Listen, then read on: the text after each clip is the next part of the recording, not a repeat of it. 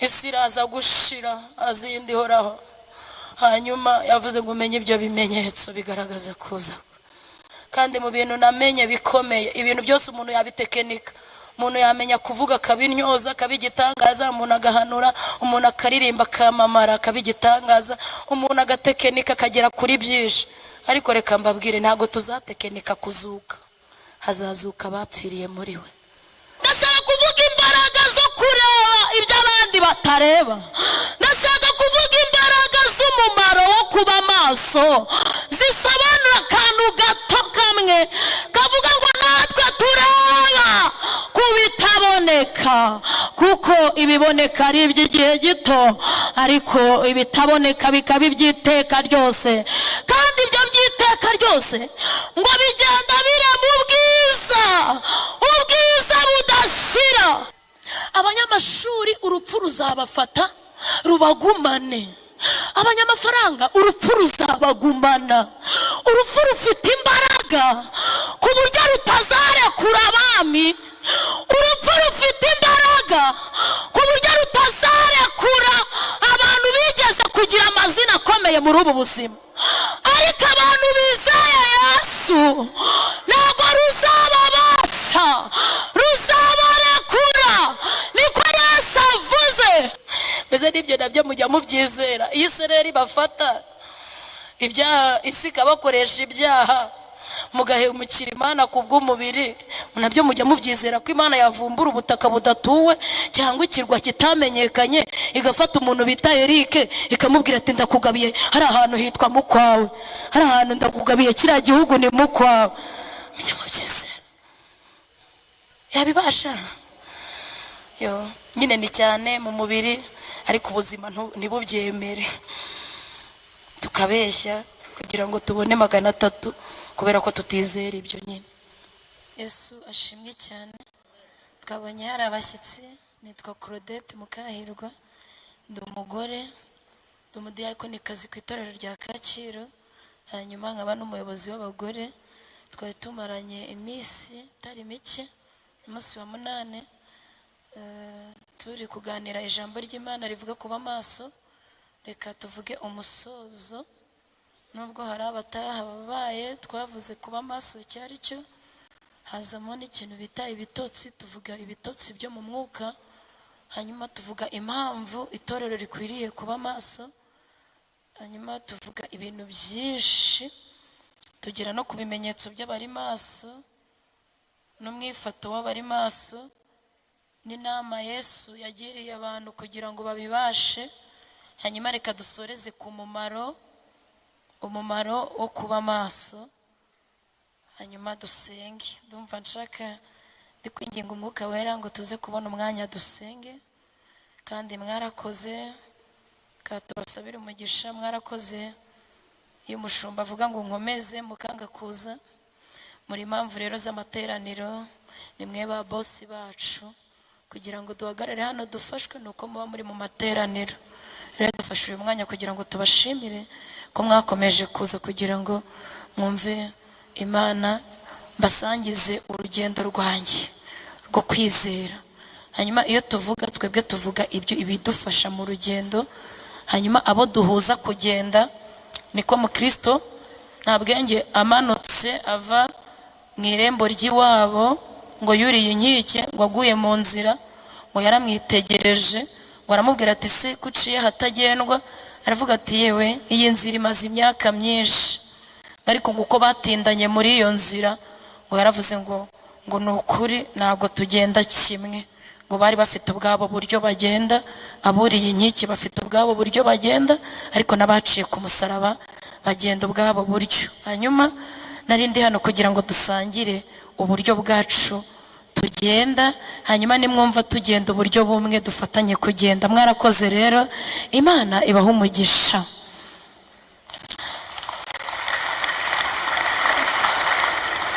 Reka dusome Abakorino, urwandiko rwandikiwe Abakorino ibice 4 umurongo wa 16. Turasoma ahantu 4 ariko turasoma imirongo migufi, tuvuge gatoya. Hanyuma umumaro wo kuba maso. Urwandiko Pawulo yandikiye Abakorino ba kabiri rw'Abakorino ibice 4:16 bahageze dufatanye, havuze ngo nicyo gituma tudacogora, kandi nubwo umuntu wacu w'inyuma asaza, umuntu wacu w'imbere ahora ahinduka mushya uko bukeye. Kuko kubabazwa kwacu kw'igihwayihwaye kw'akanya ka none kwiyongeranya kuturemera ubwiza bw'iteka ryose bukomeye, ubwiza bw'iteka ryose bukomeye. natwe ntitureba kubiboneka, ahubwo tureba kubitaboneka, kuko ibiboneka ari iby'igihe gito, naho ibitaboneka bikaba iby'iteka ryose. Imana ihimbazwe. Ibiboneka ni iby'igihe gito, hanyuma ibitaboneka bikaba iby'iteka ryose. Ubutumwa bwiza uko bwanditswe na Yohana, abiseguye ko turasoma ahantu hane, ariko turasoma imirongo migufi tuganire. 11:25 na 26. Ubutumwa bwiza uko bwanditswe na Yohana 11:25 na 26. Haravuze ngo Yesu aramubwira ati, ninjye kuzuka n'ubugingo, unyizera naho yaba yarapfuye azabaho, kandi umuntu wese uriho akagira amahirwe akanyizera ntazapfa iteka ryose. Haleluya! Ntazapfa iteka ryose. Mbese mwizeye ibyo? Hariho akabazo. Mbese namwe murabyizera? Abaheburayo, rwandiko rwandikiwe Abaheburayo 11:13 haravuze ngo abo bose bapfuye bakizera, batarahabwa ibyasezeranijwe, ahubwo babiroraga biri kure cyane, bakabyishimira, bakavuga ko ari abashyitsi n'abimukira mu isi. Imana ihimbazwe. Dusoma ahandi hamwe akabe kaho, urwa mbere rwa Petero, paji 237, urwandiko rwa mbere rwa Petero, umushumba Petero, igice cya mbere. Numvaga reka nsoma umutwe w'ijambo, haravuga ngo nishimwe ry'ibyiringiro by'agakiza, ishimwe ry'ibyiringiro by'agakiza. Hanyuma umurongo wa 12, niba ari se ufite utuntu twinshi, ariko akantu ka nyuma ni nka de, karavuga ngo kandi ibyo abamarayika, ibyo byiringiro by'agakiza abera biringira, muraza gusoma, kandi ibyo abamarayika babigiriraga amatsiko bagashaka kubirunguruka. Imana ihimbazwe. Uyu mubumbe wacu witeguye kukwakira, abakijijwe twese turagutegereje, isezerano ryawe twakomeje kuribamo, twe n'abasogokuruza, mu gitabo cy'ubwami bacyanditsemo amazina y'Abeli na Henoki, Aburahamu na Mose, cyanditswe mw'abahanuzi n'intumwa 12, n'abahowe rya zina nanjye wanyanditsemo, mu gitabo cy'ubwami bacyanditsemo amazina y'Abeli na Henoki, Aburahamu na Mose, wanditsemo abahanuzi intumwa 12, n'abahowe rya zina nanjye wanyanditsemo. Mbese tugeze imbere mbese bisaba tugeze imbere haleluya umwuka n'umugeni barahamagara bati ngwino niba nawe ubyumvise hamagara uti ngwino amina bibe bityo dore arazana n'ibicu amaso yose azamureba nanone amen amen abagukunda twese abagukunda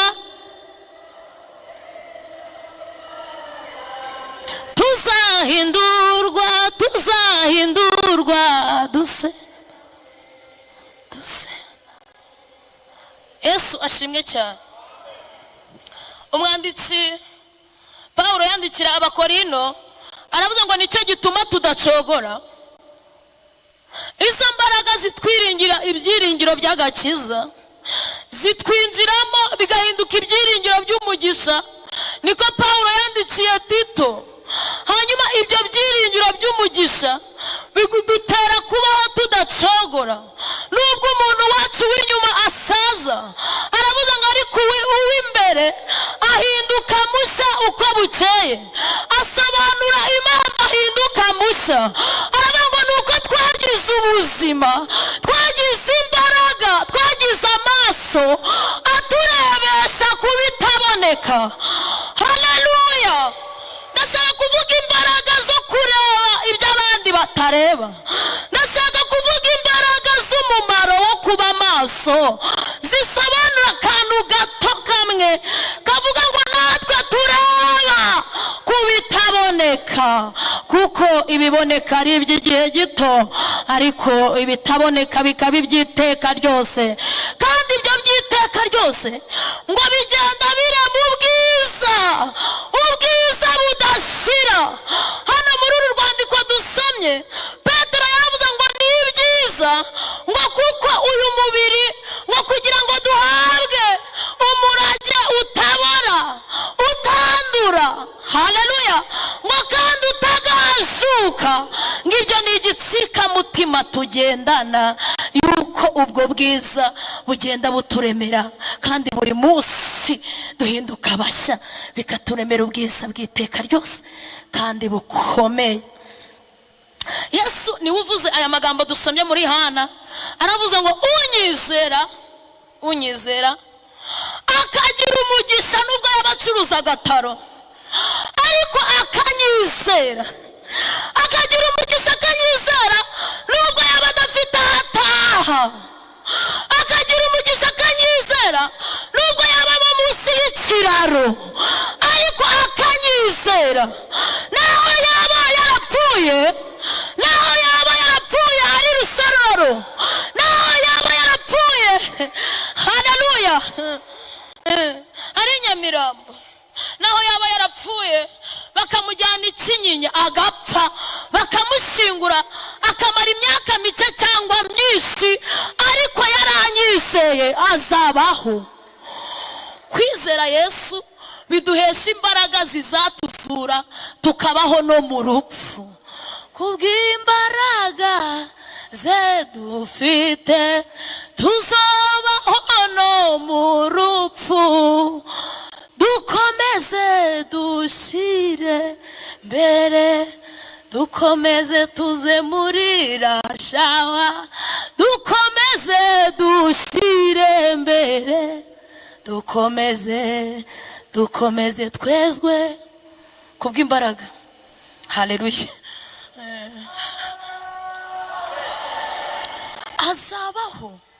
Abanyamashuri urupfu ruzabafata rubagumane, abanyamafaranga urupfu ruzabagumana. Urupfu rufite imbaraga ku buryo rutazarekura abami, urupfu rufite imbaraga ku buryo rutazarekura abantu bigeze kugira amazina akomeye muri ubu buzima. Ariko abantu bizeye Yesu ntabwo ruzababasha, ruzabarekura.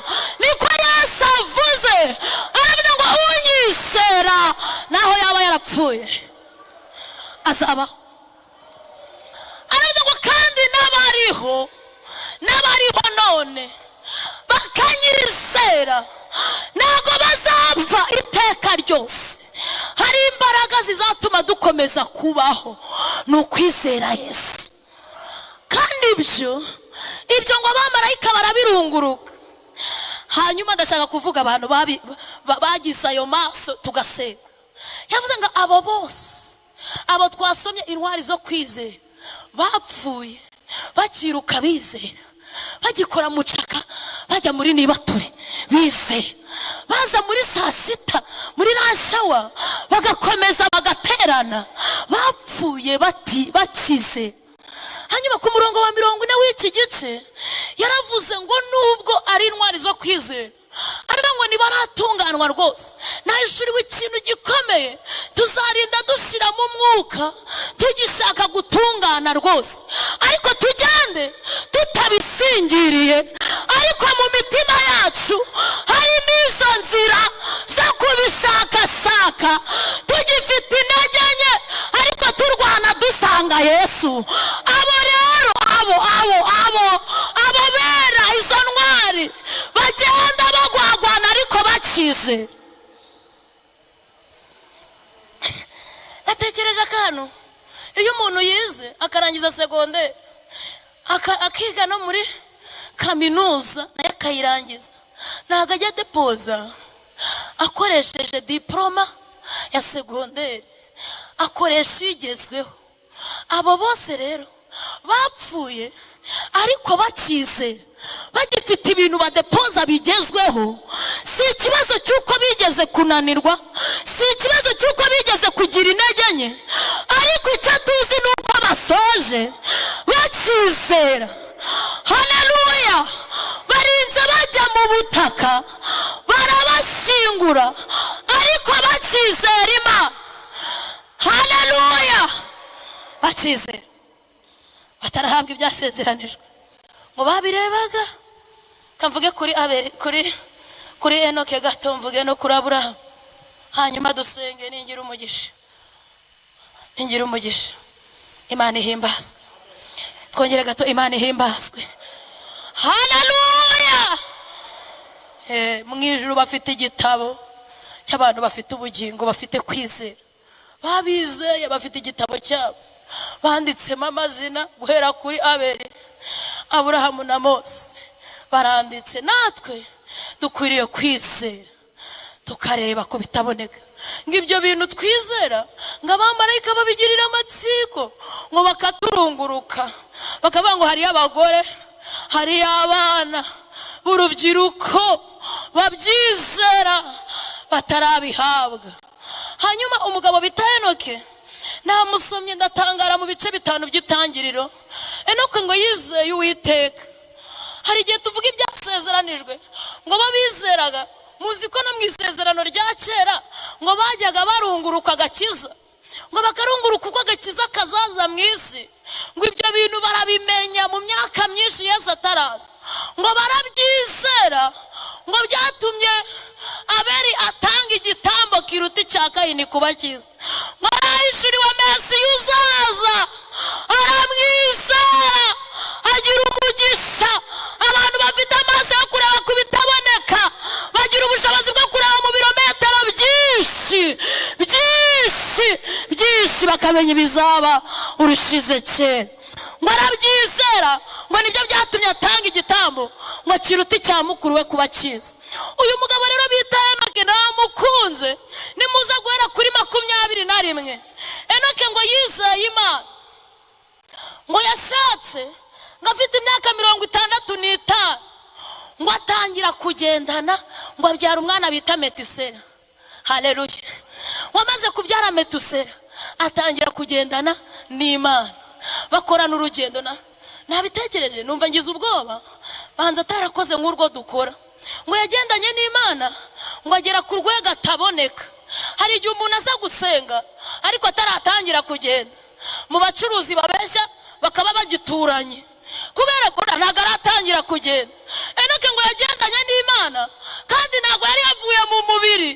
Bibiliya yavuze ngo yari akibyara n'abandi bana, ngo kuko nyuma ya Metusela yabyaye abahungu n'abakobwa, ngo ariko agendana n'Imana umwaka wa mbere. Wamwitegereza ukabona arasa n'umuntu ugendana n'Imana, akagira utugeso tumuvaho, wavuga ukumva Enoke ntimuvuga kimwe. Kubera iki? Amaze umwaka agendana n'Imana. Biragaragara ko uyu mugabo agendana n'Imana. Ngo amara umwaka wa kabiri agendana n'Imana. Bibiliya yavuze ngo yamaze imyaka 300. Haleluya. Ngo agendana n'Imana, ngo ariko Imana ngo inanirwa kwiyumanganya, iramwimura ntiyaboneka. Enoke yasize famiye bakajya babona uko bavuga, siko Enoke avuga. Yarabasize akajya abona uko bacuruza, siko Enoke acuruza kuko ntibaturanye. Akajya abona uko bakora akazi, siko Enoke agakora, kubera ko agendana n'Imana. Areba ibintu bitaboneka bimutera kwifata uko yifata, ku buryo muri karitsiye n'umugore iyo bavuganye akamwipimaho ku mico ye, aravuga ati wowe ugendana n'Imana. Abana biyo baganira na Enoke ngo ku rwego Enoke yabuze mu bantu, aragenda kugeza ubwo abura. Yesu yabaye mu isi arahaba ari umuntu, ariko arabura ku rwego bakeneye umuntu wo kumugambanira, kandi yarakoraga ibitangaza. Ni igitangaza umuntu ubana n'Imana birashoboka ko yaba mu bantu akababuriramo, kuko ibyo akora yaragiye arabasiga, ntabwo akora nk'ibyo bakora. Afite ibimenyetso, haleluya, bigaragaza yuko agendana n'Imana, ku rwego azabura, ku rwego atazaboneka, ku rwego azagaragara ataboneka. Mu mico dufite mukabona ntago ayifite. Kubera iki? Amaze imyaka 300 agendana n'iki? Nari ngiye kukubaza, wowe mugendanye imyaka ingahe? Ubu ubona warakoze urugendo rw'iminota ingahe? Iyo urebye uko muvuga mu kazi nuko babandi bataragendana nayo bavuga, warabasize. Imana yahamagaye Yesuwa, haleluya. Yesuwa ni intwari nyine yo kwizera. Reka mwifashishe ku kagero gato nshaka kubaha kugira ngo mubyumve. Imana yahamagaye Yesuwa, iramubwira ngo kugira ngo rubanda babone inzira muberetse. Hagati ya rubanda n'abatambyi mukuriye gushyiramo intera ya mikono 2,000 kugira ngo babone iki? Inzira. Hanyuma ntabwo nshaka kukujaginga, tugiye kuvuga intwari zo kwizera.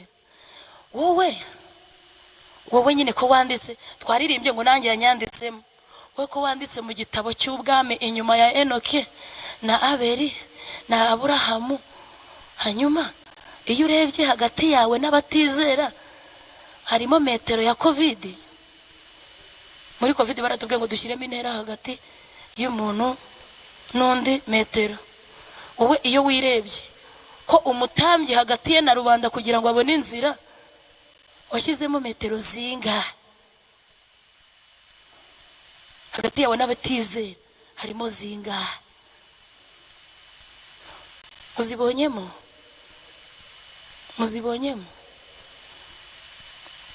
Urazibonye?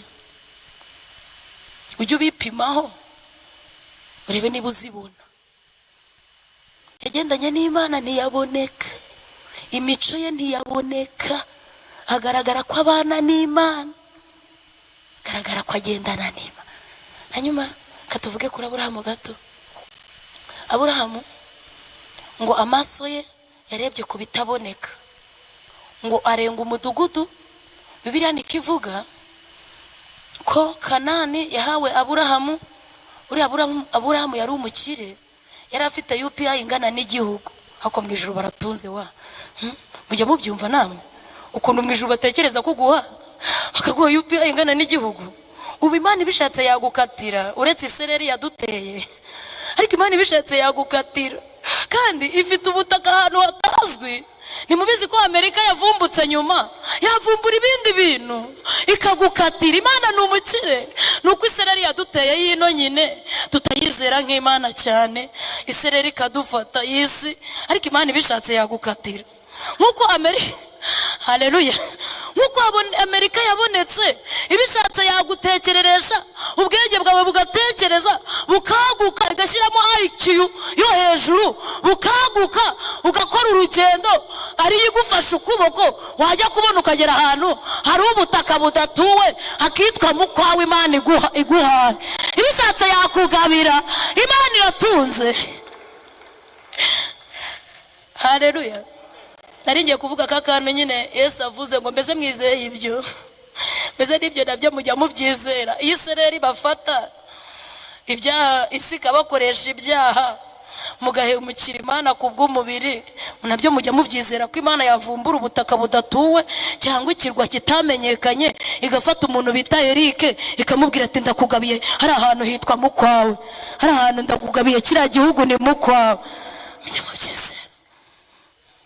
Yabibasha yo nyine ni cyane mu mubiri, ariko ubuzima ntibubyemere, tukabeshya kugira ngo tubone 300 kubera ko tutizera ibyo nyine. Hanyuma Aburahamu Imana iramugabira, imuha Kanani, imwandikwaho nka UPI yiwe, umuntu w'umupapa umwe iyimwandikaho, agira igihugu cye, agifitiye ibyangombwa by'ubutaka. Hanyuma Bibiliya nikivuze Abaheburayo 11:7 aravuga ngo nicyo cyatumye ngo kwizera, ayo maso yo kwizera arebe bitaboneka, ngo yatumye ngo Aburahamu ahinduka umusuhuke ku byarazwi, ngo akajya afata igihugu cye akagihindukaho umushyitsi. Mu bintu bikomeye biba ku bantu bafite amaso arebe bitaboneka, bahinduka abashyitsi ku byo barazwi. Umuntu agira umwana, Aburahamu yabaye umusuhuke ku mwana we. Imana ngira mugerageza ibice 22 by'itangiriro, ngo iramuhamagara umunsi umwe, iravuga ati Aburahamu ni karame, ati uyu munsi ndakugendera, ati karibu Mana, ati ndashaka kunambira igitambo. Aravuga ati ndagutambira kuko warangabiye, si n'ubwa mbere ngiye gutamba, wamaye ihene, wamaye intama, wamaye inka, ntabwo nananirwa kugutambira. Iramubwira ati Aburahamu we ni karame, ati uyu munsi byahindutse, ntabwo nshaka kunambira inka cyangwa ihene cyangwa intama, ndashaka untambira umwana wawe w'umuhungu ukunda Isaka. Aburahamu ubuhanuzi bugishuje aravuga ati ndabyumvise, ati gira vuba rero. Aravuga ati kandi Aburahamu ni karame, ati uwo mwana ntabwo uramutambira mu rugo, ndashaka gukora urugendo rw'iminsi 3, tugakorana urugendo tugendana, tukazamukana umusozi Moriya, ukamara 3 bitekerezaho. Ugafata Isaka ukamwikoreza inkwi, ugashyira umushyo hano mushya, warangiza ugatwara ikibiriti ku mufuka ukajya kuma Isaka, kuko ndashaka kumenya niba dukundana cyangwa ari ibintu byo kuza gusa muri rasha we.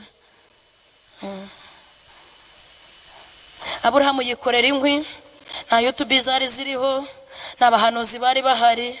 Aburahamu yikorera inkwi, afata umushyo n'ikibiriti, Isaka mujya imbere, umwana mwiza, agahungu k'imyaka 12 kamujya imbere, kakajya kagenda imbere kikoreye inkwi, n'abagaragu baraho, kakaza. Njya mbitekereza nkabona muri iryo joro ukuntu Isaka yaje akabaza se, ati ariko papa warashaje ku rwego utazi ko abantu bagiye gutamba bajyana ibitambo? Urashaje, urarwaye, kuki tugiye gutamba tukajyana ibindi bikoresho tugasiga umwana w'intama? Isaka yari ari kwibutsa se ko agiye kumutamba. Isaka yari ari kwibutsa se ko agiye kumutamba. Muzasoma igitabo cy'Abalewi mumenye amabwiriza y'ibitambo. Igitambo iyo bajyaga kugitamba bakataga imitsi yose, bakabanza bakuramo amaraso, baraza kumisha ku gicaniro kugira ngo azamuke ari umubavu. Murabyibutse? hanyuma Aburahamu yagombaga gufata Isaka akamukata imitsi yose amwikatira ari wenyine, yarangiza Isaka akamuvomamo amaraso ari buze gutamba ku gitambo. Ibyo bintu byose Aburahamu yagombaga kugenda iminsi 3 akibitekerezaho mu ijuru, bakareba ko atarabireka. Abo bose bapfuye bagize ute? Bakorana urugendo n'umwana afite umushyo. Ndabutekereza, nta muntu muri iyo nzira y'iminsi 3 nta muntu wagize atya ngavuga ngo humura mwana wanjye ndi kumwe nawe. Oya. Nta kibwiriza yabonye ngo kimwongeremo imbaraga ngo avuga ati ibintu ndi gukora hari n'umushumba Minega aherutse kubikora. Oya. Yagombaga kugenda bitekereza mu ijuru, bakagerageza umutima bakareba koko azapfa kibyizera. Aburahamu aragenda ngo agere munsi y'umusozi, afata abagaragu be 2 arabasiga. Mwarabisomye? Aba bagaragu yari umubiri n'ubutunzi. Hari igihe tujya gutura ubutunzi bukadusakuza. Reka mbabwira, ubutunzi buzatuma tutagerayo. Umuntu akazivunjishiriza mu mufuka. Yarabasize. Abo bagaragu b'ubutunzi yarabasize, n'abagaragu b'umubiri arabasiga. Aburahamu azamuka umusozi wenyine, nta mugaragu n'umwe bari kumwe. Ngo ageze ku musozi, haleluya, umwanditsi w'Abaheburayo yavuze ibintu bikomeye. Yaravuze ngo Aburahamu yafashe Isaka amupimye ku byo yizera, amupimye ku Mana, ngo Imana iba nini, Imana irusha Isaka ibiro by'Imana birazamuka ngo bigera ku gipimo cyo hejuru. Aravuga Imana niyo yamaye Isaka mu ivu ry'uyu mwana hava mundi ngo arayizera. Imana iravuga ngo urankunda. Abo bose iyo twipima kuri aba bagabo banumva mfite ubwoba. Dukunda kuririmba indirimbo z'intwari ariko tukabibigwara icyaha. Bapfuye bakibyizera ibyo. Aburahamu ngo yabaye umusuhuke ku mwana we. Imana ibona ko nubwo yamumuhaye ariko adafite ikibazo cyo kumuyisubiza. Icya kabiri cya Aburahamu, yagize ubushobozi bwo kureba ku bitaboneka ngo ahinduke umushyitsi kuri byo. Kubiboneka byose Aburahamu yari umushyitsi. Icya kabiri kigaragaza ko Aburahamu yari umushyitsi, abantu bose bareba ku bitaboneka bagira ubuzima bwo kuba abashyitsi ku byo barazwe. Ariko twebwe nitujya tuba abashyitsi ku dufaranga Imana yadutije, nkanswe ku mwana. Nitujya tuba abashyitsi ku mazi Imana yaduhaye, nitujya tuba abashyitsi. Nyine hari ibimenyetso byinshi bigaragaza ko tutajya tuba abasuhuke ku byo turazwe. Kandeke kujyayo. Aburahamu yabaye umusuhuke ku gihugu cye, aba n'umushyitsi. Umwanditsi w'Abaheburayo 13:14 yavuze ngo Aburahamu asifiwe. Haleluya. Yaravuze ngo yavuze ku mudugudu Imana yamuhaye witwa gakondo y'i Kanani. Ngo muze kuhasoma, aravuga ngo uyu si wo mudugudu, uyu nyine iyi karitsiye nubwo Imana iguhayemo etaje, uyu si wo mudugudu. Ngo arawuvugisha uwo mudugudu witwa Kanani. Aravuga ngo ariko ngewe ndashaka uzaza. Bibiliya iravuga ngo yararungurutse umudugudu Imana yubatse irawurema, ngo yarawubatse ku rufatiro, hanyuma yajya kubaka. Haleluya.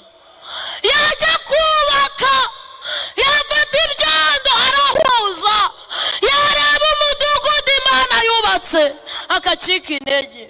Impamvu turwanira ibyino nuko amaso yacu atawurungurutse. Impamvu dupfa ibyino nuko amaso yacu atagize ubushobozi bwo kuwurunguruka.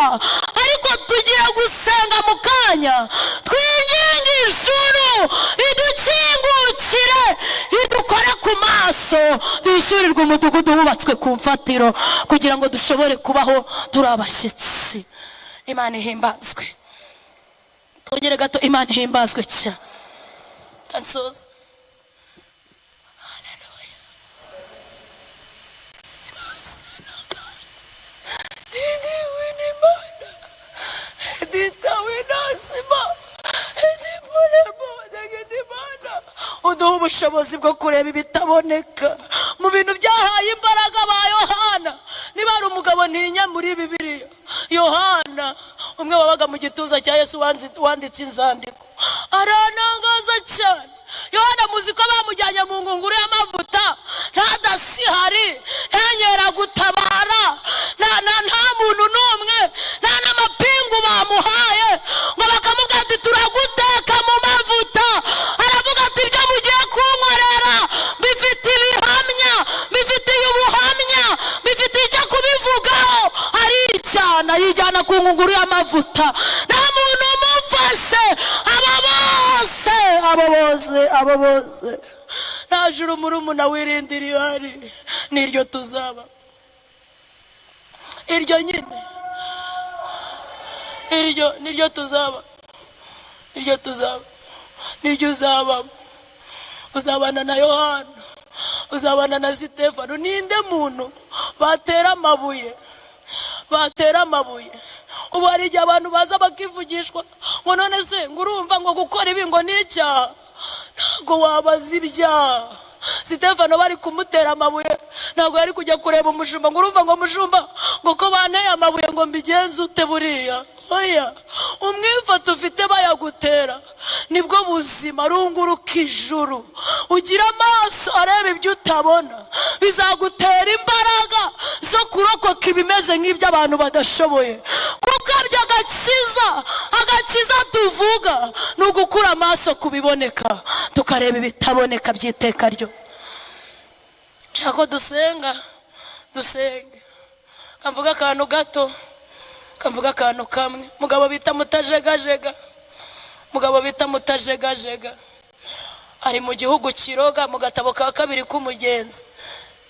Hanyuma uwo mugabo bita mutajegajega ngo yahuye n'umugore bita muyobya mubi ameze nabi. Ngo yari afite ibintu bitatu bimugira nabi.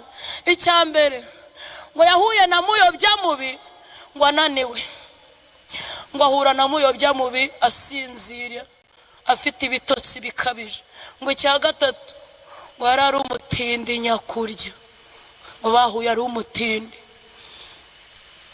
Uwo mugore ngo kandi uwo mugore bita muyobya mubi ngo yari abizi ko mutajegajega ari muri ibyo bihe, ananiwe asinzira kandi ari umutindi.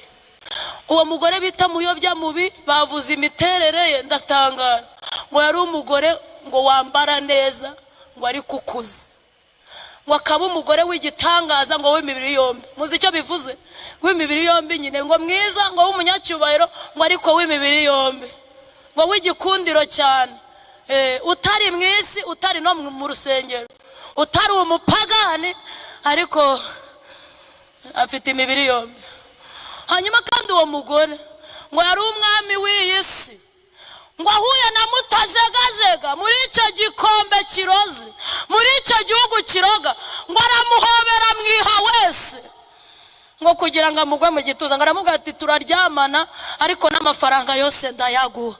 Ngo uwo mugore ngo yakundaga abagabo, ngo ariko cyane cyane babakene.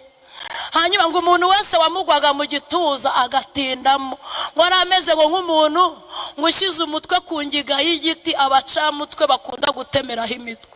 Ndashaka ko dusenga.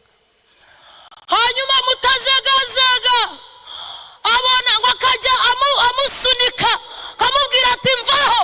Ngo uwo mugore ngo agakunda guseka, nk'ikintu cyose yavugaga ngo yahitaga aseka, ngo yavugaga interuro imwe ngo agahita aseka. Ngo yamwirukana ngo ntabyiteho cyane, ngo akongera ngo kumwirukana kwe ngo ntibimutere, ngo ntagire icyo abyitaho. Ngo mutajegajega ngo arirakaza, ngo amwereka ko atabyitayeho. Aravuga ngo yari afite abahungu be ngo yahaye ngo ubutunzi, ngo bahinduka abanzi b'Imana, ngo bahora basingiza ubutunzi bakuye kuri uwo mugore bita muyobya mubi.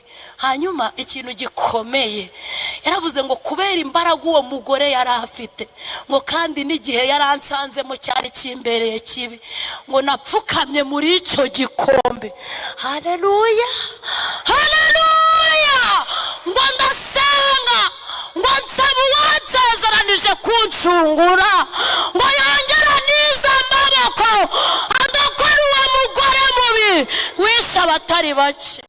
aravuga ngo nubwo icyo gikombe abantu bagisuzugura icyo gihugu, ngo abantu bakigeramo, ngo batishwe n'indwara z'ibikatu, ngo bishwe n'ibyo yabahaye, ngo basinzirira mu gituza cye bakigwamo.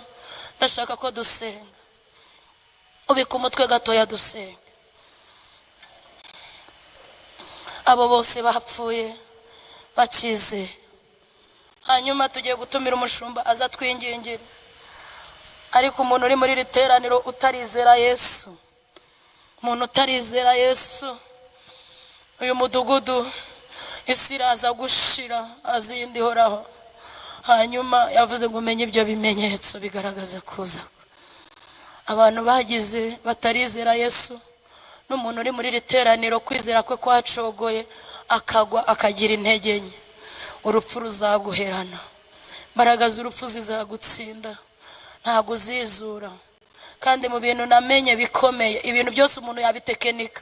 Umuntu yamenya kuvuga akabinyoza akabigitangaza, umuntu agahanura, umuntu akaririmba akamamara akabigitangaza, umuntu agatekenika akagera kuri byinshi. Ariko reka mbabwire, ntabwo tuzatekenika kuzuka, hazazuka abapfiriye muri we.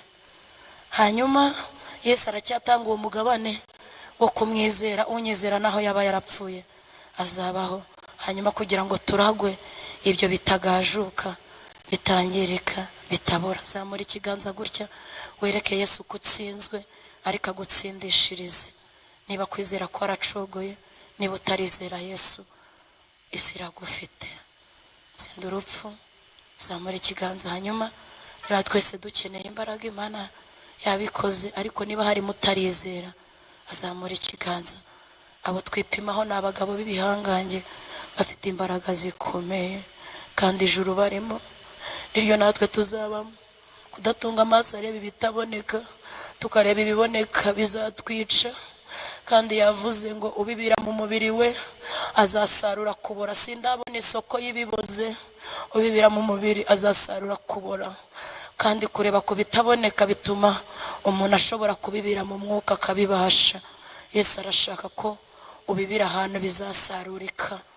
Hanyuma uzamura ikiganza nk'ikimenyetso cyo gutsindwa, hanyuma Yesu agutsindishirize. Niba hari urimo, kandi niba mwese mugize umugisha mukaba mufite amaso areba ibitaboneka, Imana ihimbazwe. Hanyuma niba nta muntu ushaka kwizera bwa mbere, twese tugiye kwinginga Imana iduha amaso yo kureba ibitaboneka.